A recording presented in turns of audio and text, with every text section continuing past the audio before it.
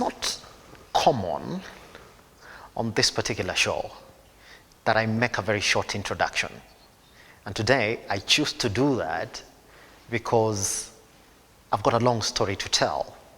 I only have two parts. One is to know the person or the CEO or the business person that we're hosting today. And then the second part is essentially just knowing their businesses. But here's the thing, she doesn't have one story. She's got numerous stories. And then she doesn't have one business. She's in two different businesses. So it therefore will not make sense for me to sit here and waste that time on an introduction. And this is the only way that I'm going to introduce the guest that we have on Captain's Arena today. She is a story of awe, and that is AWE, that once you listen to it, you'll be like, ooh, beautiful story. And her childhood is a true definition of the businesses that she picked as she went along. And what she is today is a story that you and I would like to know. On Captain's Arena, online at Lookup TV, across all your social media platforms, I am at Kiage Simba. I take this time to introduce Lisa Christoffersen.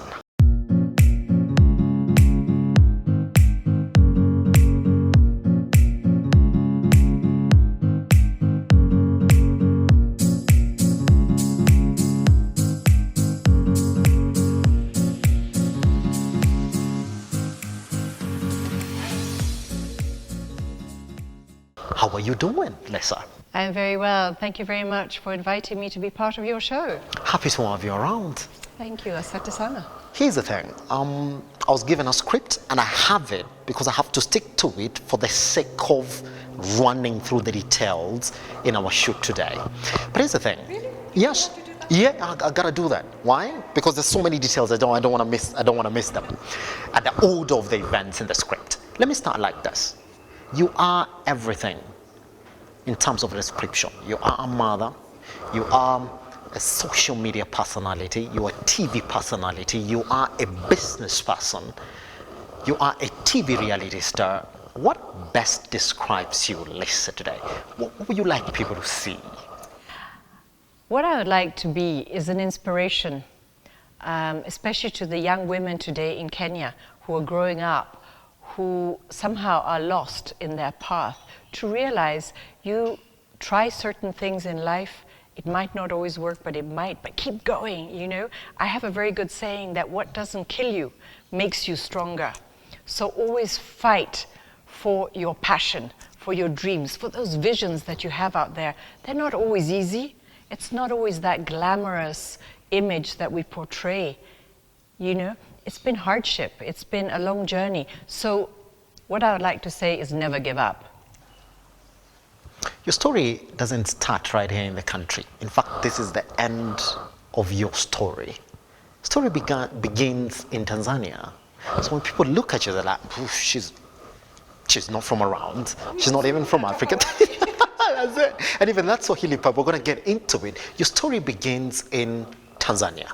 Correct. So I was born and raised on the foothills of Mount Kilimanjaro. I grew up on a beautiful farm. My dad was an adventurer, he was a hunter, he was a rally driver, and he taught me to ride horses. I went to boarding school because the closest school was 2.5 hours drive from West Kili, where I grew up. So I went to Arusha boarding school from the age of 6.5. And you know, every Sunday the parents would come and pick me up after church. And I loved fishing, so we would go to Lake Tuluti and do some fishing, or go on a game drive into Arusha National Park around Momella Lakes. So I'm third generation, East African born, Danish of origin. When you look at the businesses that we picked later, without mentioning them, because we're going to get into that in the second part of our conversation, look at the businesses that you started. They have a footprint in your childhood, your upbringing. What would you say shaped you most in Tanzania? I think how it all began was suddenly realizing, as 9.5-year-old girl, my father sat me down on a bed and he handed me a Swiss Army penknife. And he said, I want you to always remember me you're going on a journey, and I don't know when I'm going to see you again. So from then, I didn't really know, because my mother always tried to protect me, wrap me up in cotton wool, and she just said, yeah, we're going to go and live in Denmark for a little while. You know, she'd never lived in Denmark. She also grew up and was raised in Tanzania. So from there, we went around Africa for 1 year. We went to Zimbabwe, where my grandmother from my mother's side was living. We then went to visit her elder sister, who was living in Malawi, and another sister who was in Kenya. And finally, we boarded the plane to Copenhagen. And my mum decided it was the best thing for me to start school in the first world, as I'm Danish of origin, to capture a bit of that heritage.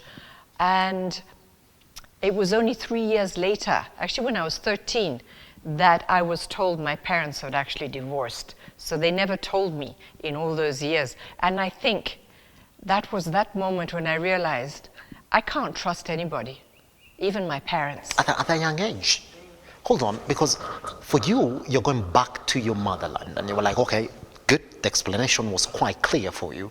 First, before you even come to the point that you realize, oh, my parents are not together anymore, that's why we're here, could you tell me about that transition?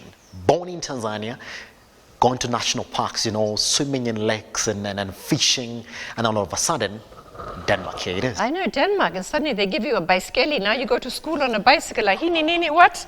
You know, the food is foreign, Yeah, isn't it? Yeah. the language. Hold on, I like the way you're calling it foreign now, but in reality, that should be your food. Well, not really, because, you know, I always say, you know, I'm a child of Africa. I'm born and raised third generation, you know.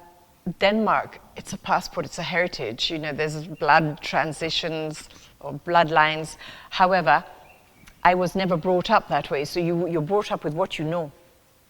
So suddenly it's like you know you have your ugali and your sukuma and your mchicha or whatever, and you're suddenly given a piece of brown bread with some salamis. So the food was foreign, the language was foreign, and the weather was the worst. You know. And the culture in general. Could you tell me, were you struggling to catch up with the local culture? Actually, not at all. So what they did with me, because I was 10 years old at that time, and they put me down into standard 1. I was supposed to be, I think, in standard 4 or 5, I can't remember. So I was put in standard 1, and within 3 months, I spoke fluent Danish. So I caught up very fast. Is that romantic? Were your parents speaking Danish? No. Once in a while? While I grew up in Tanzania, my parents were speaking English to me, and I learned Kiswahili. So of course, Kiswahili is the national language of Tanzania, and it's a subject we have it in school, in writing as well. And I'm very blessed for that, because it's a beautiful language. So I learned Danish only when I went to Denmark. And today, of course, I'm very grateful for that. Why did you catch up that fast? 3 months is a short period, Lisa, you But said. remember, kids, their brains are like sponges, so they pick it up very, very fast. Yes. Quicker than any adults, really. So yeah, I learned to speak Danish today, and today I understand and speak all the Scandinavian languages, which is Swedish and Norwegian and Danish, and added German to it, because in Denmark a lot of the TV that was shown was from German TV, or German subtitles, so I learned German as well. Pretty much. I'm trying to take shortcuts in your story so that now we can get to the adult Lisa now. And then you found yourself working at Copenhagen Airport as a Swahili translator for the East African passengers. How did you get there, Lisa? So what I realized was I'm an adventurer at heart. I guess I got that from my father. And I love traveling. I love jumping off and on airplanes, choppers and that. So I realized I got to get a job where I can have this lifestyle. It's that training, isn't it? It's that blueprint. It was in you. Yeah, and I want to get back to Africa. There's somewhere when Africa's in your blood, it's in your veins. You want to kimbia nyumbani. That's it. So I applied for a job, and it was just a general job. And actually the person interviewing that day was a gentleman, a Danish man that used to work for Scandinavian Airlines in Dar es Salaam, in Tanzania. So he straight away said, you're hired because you can be our Swahili translator, not only for the East African passengers, but you've also got Congolese, you have Rwandese, Kidogo. You know, our regional country, there's a lot of Kiswahili. that's around. So it was quite a fun job. How was that experience working at the airport and then we see these Mzungus speaking Kiswahili? But you're in such an international cosmopolitan environment where, languages of the world are spoken, because we were, Scandinavian Airlines in those days, when I was 18, was the handling agent for all the large international airlines. So we actually got free tickets. And we could go to London to the theatre for the night, Milano for an espresso, Vienna for a concert or something, whatever we wanted. It was easy. And in those days, we could even go jump seat. If the flight was full, we could go jump seat and sit up with the captains. There wasn't all that security measures that are there today. So it was a different transition, and it was fantastic. I could come to Nairobi for a weekend and go straight to work. Did you ever come back to Nairobi before? I did. I came back here. As you know, I have an auntie and cousins that were living here then. So I used to come back here. And just for clarity purposes, that's when we were still at 18, isn't it? Just studying at 18, Copenhagen. 19, 18, 19, isn't it? 20. Yeah. I was working for Scandinavian Airlines at Copenhagen Airport for 4 years. And actually on one of my trips out here, you have free tickets, so you pay 10% of the ticket, yeah? But you are the last to board. If there's a free seat on that flight, they'll board you. So I was standing outside waiting for the domestic flight to Malindi, and I met an Italian architect, designer, hotelier, and we started talking, and we sat together on the flight. And years later, turned out he had got the contract to renovate Safari Park Hotel on Thika Road, the former Glen Eagles Hotel. And he needed an assistant, so he was doing not only the architecture, the interior design plans, but he was also manufacturing and designing the wooden furniture that was going in the hotel, and he needed an assistant. I would like to think that at 18 you're quite young, isn't it? Starting out, most girls will not want to work at 18. That's when they still want to experience the world, be free.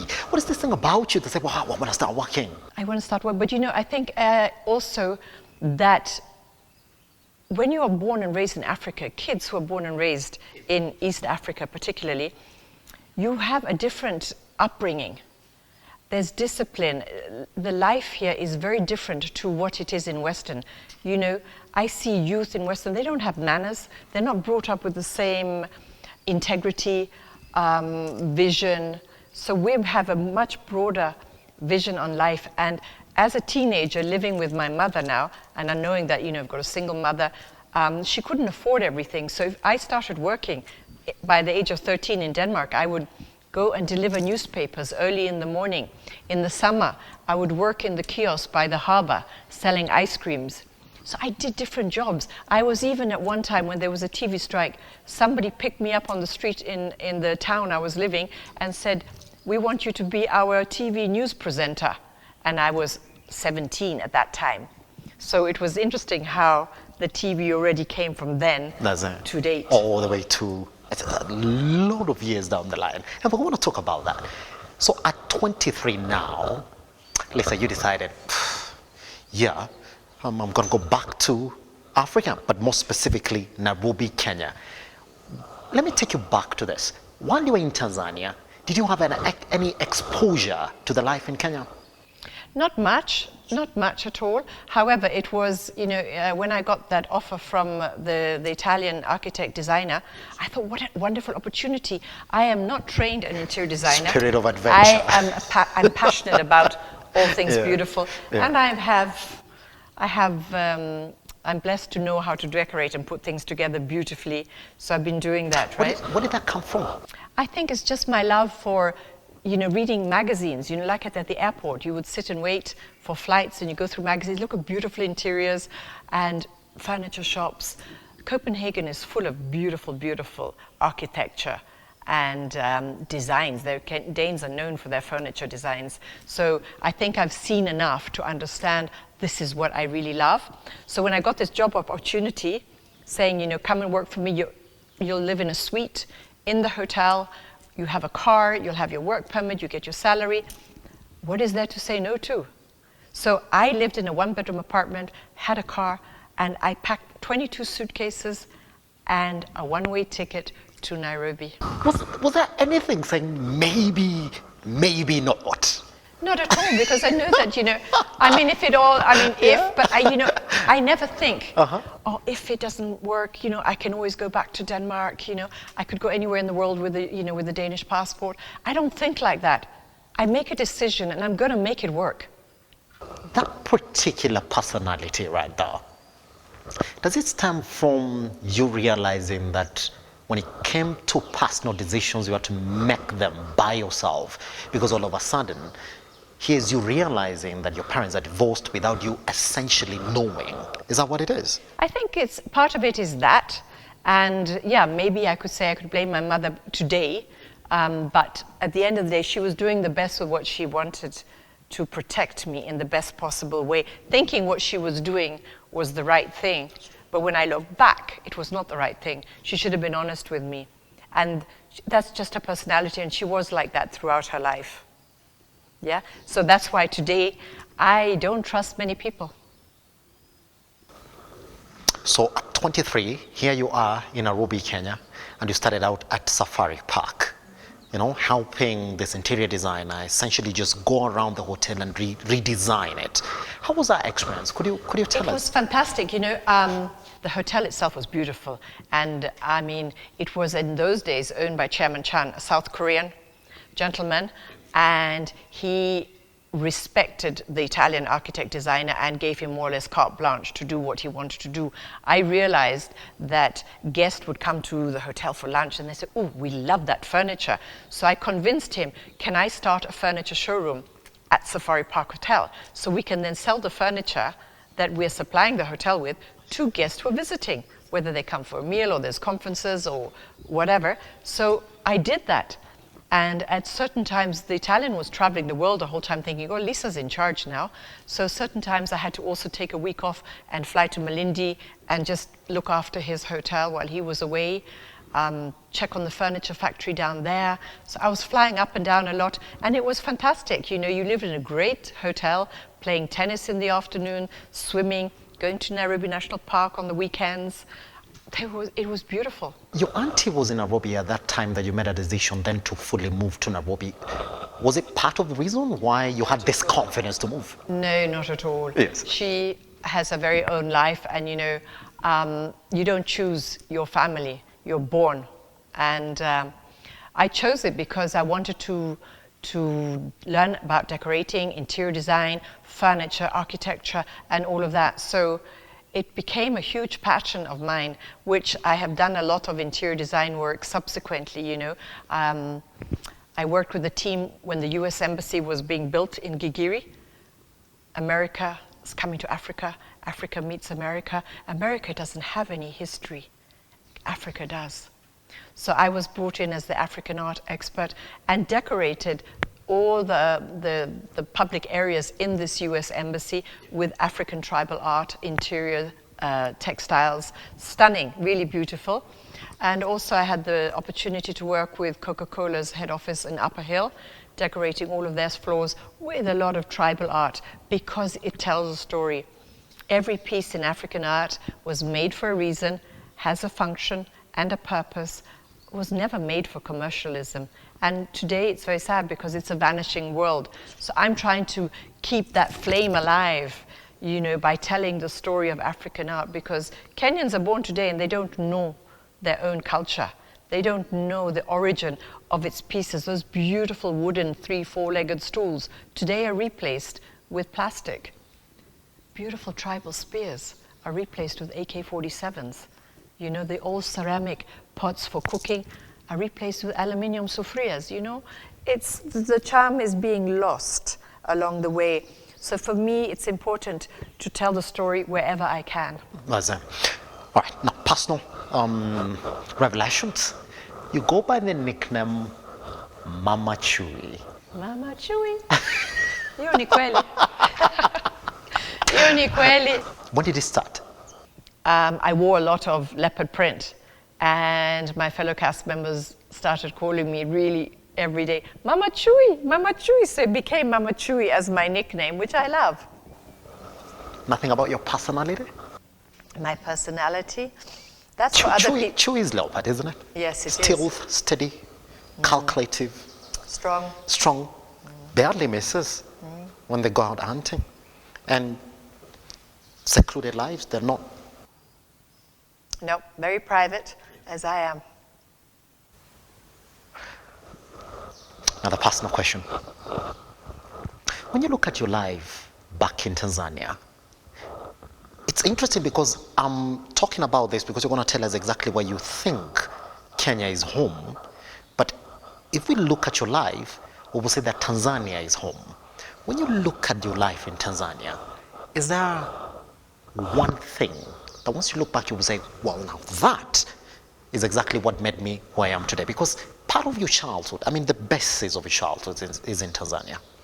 The best of my childhood was in Tanzania, growing up on a farm. You know, we were hunting, riding horses. You had freedom to run around in this beautiful nature, wildlife, really. You know, and the house was situated on this farm where you had the back corridor of Amboseli, which is in Kenya. But, you know, we've got Mount Kilimanjaro there, and then it came through us. So Dad would say, what do you want for dinner? And go down and shoot a zebra or an impala. So there was food for us, for the staff, and for the dogs, you know. And that's what you did in those days. So that made me who I am today and the passion I have today for safari life, you know. And boarding school, no matter where you are in the world, boarding school makes you. And I think boarding school is healthy. And I say that to many parents today who wouldn't dream of sending their children to boarding school. But they don't realize they're actually doing a big favor to themselves and to their kids because it makes those kids strong and independent. Yeah. Last question before we take a tiny break and then come and talk about you in your professional life. Would you say that you're quite close to your father growing up in Tanzania? Because when we look at the things that your father taught you, we will see the businesses that you picked as you went along. It's just a true reflection of that time with your father. Not really. If I look back today, I actually didn't know him at all. You know, because growing up, I remember those beautiful parts. You remember the good things. And then from the age of 6.5, you're at boarding school, you know. So I didn't really know him. So growing up, he lived all over the world, you know, went to Greenland, he was in Iraq, he was in Mongolia. He lived around the world, so I didn't really know him. And I'll always remember when it was my mother's 60th birthday in Denmark, I flew to Denmark to celebrate my mother, and she still maintained friendship with my father, though he had taken off with another woman. And he had started a second family with this Danish lady. And I wrote a letter to him. And I told him, you know, you send me a Christmas card once a year, and you write, love, Dad. I told him, never do that again. You know, you're not a dad. You've actually never been a dad. I don't know who you are. So I tried to give him a little bit of insight that you have a family, you have children, but you just run away and leave them, you know? And that's exactly what he did. So no, I never really knew him. Sitting right here with Lisa. I think you've seen her. We're going to talk about that in her involvement in TV reality shows in the country. But then the biggest question then that we're going to answer in the second part of our discussion today is why this many businesses? Some of them that were started at a time when you would say was not good in the world to start a business. She's got the heart to go in. Let's learn more about Mama Chewy once we come back.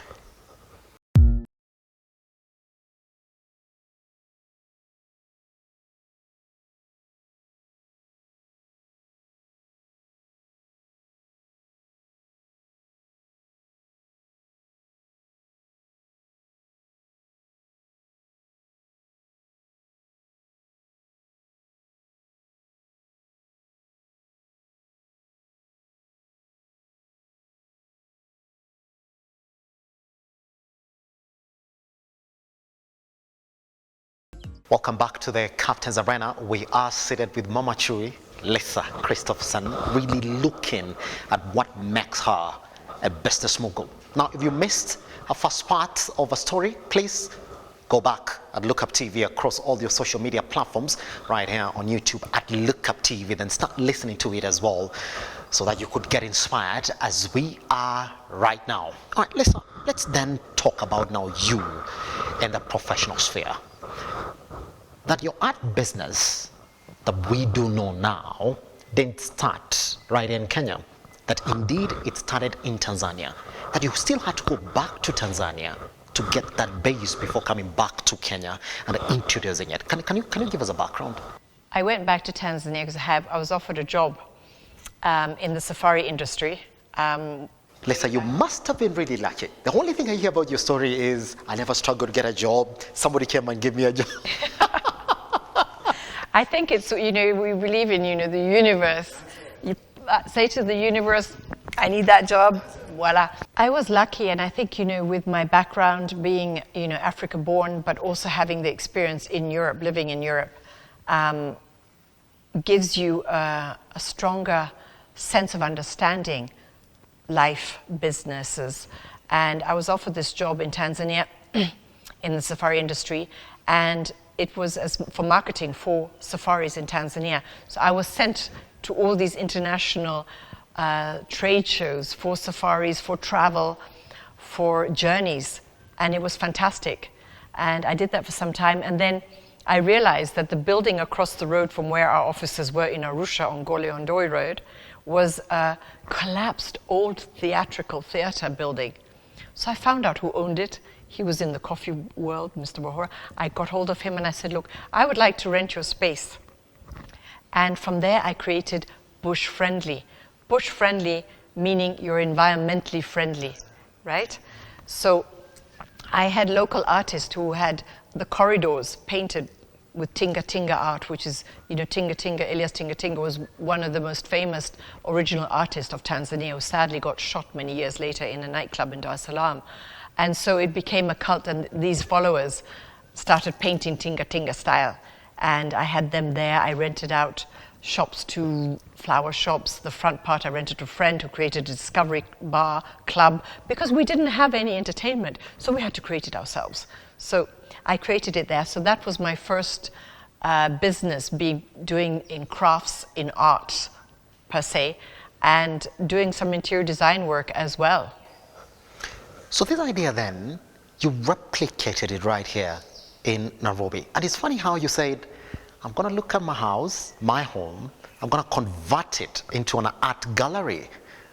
So I created a home gallery. Yes. As the children were growing up, I could work from home, be at home. Yes, I know I was busy a lot, and today they remind me how busy I was always with clients rather than maybe playing with them or doing homework with them.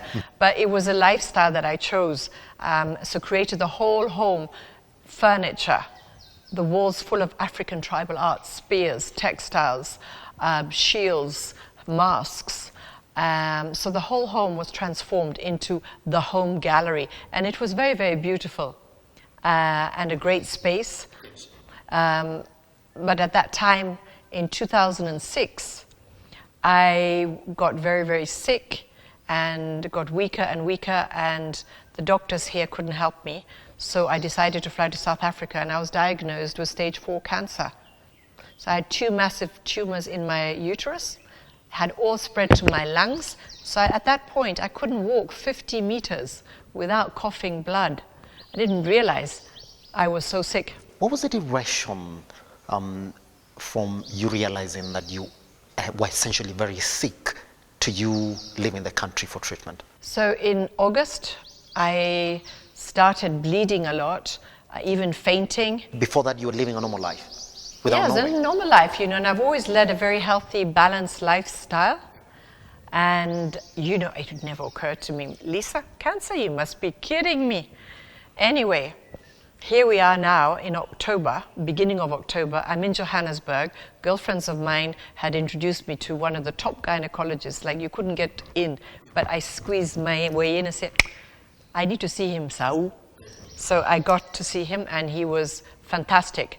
And Monday morning, we started a journey of the whole day of 10 hours testing, scans, x-rays, whatever, you name it. Tuesday morning, I got the prognosis. You have stage 4 cancer. We're going to give you 10 days to live. And I looked at him, And he just said, do you want to speak to anybody? So I said, do you see anybody around me that I'm going to speak to? Come alone. I'm here to talk to you, my friend. You are the specialist. Twende kazi. What are we going to do? He said, well, you're going to have to go down. This was in Morningside Hospital in Sandton in Johannesburg. He says, pop down and see Marilyn. She's one of our top oncologists. She's going to give us the chemo, which, you know, you have to measure up the chemo, and you don't realize that chemo is so technical. Yani, they have to measure you, how many drops go through the drip per minute.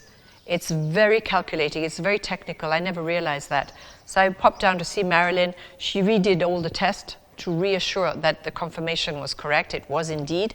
And she said, look, I would normally operate you to remove that tumor in your lungs so it doesn't go to your brains, but you're too weak. You'll never survive an operation. You're 47 kilos. I was white, anemic. I had lost so much blood.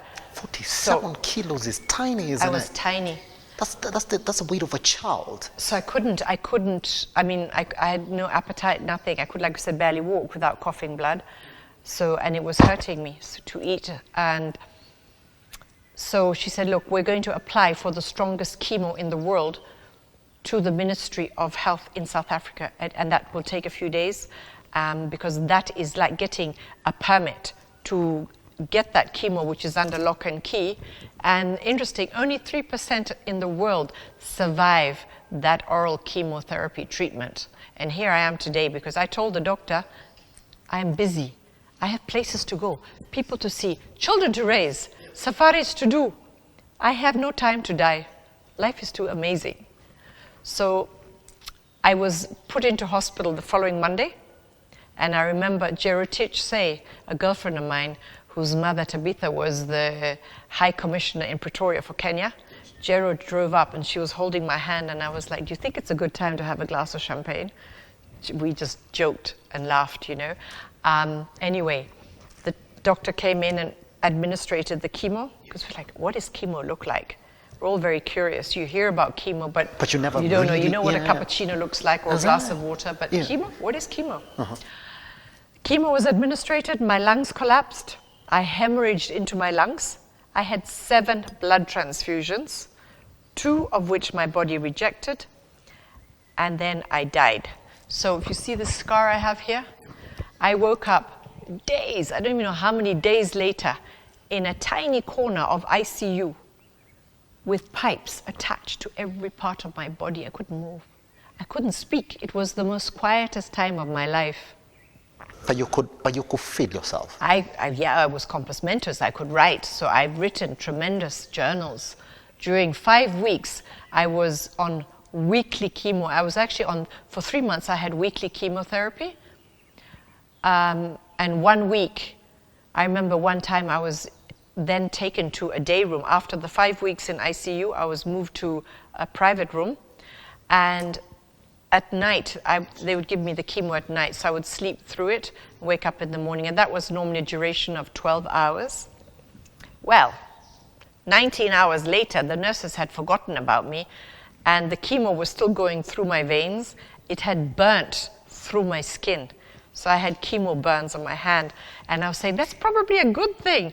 See, it's killed all the bugs, the doodoo's, whatever doodoo's we have in our body. You know, we live in the tropics here. Personality, isn't it? Yeah, and you know what I call those guys? Those chemo, the cancer cells? How are they squatters? They're squatting in the wrong body. Watafukuzwa. And I fukuza them sana. They'll never come back again. Watangopa kurudi. So there, 3 months later, I'll never get sick again, ever. Cleared out completely.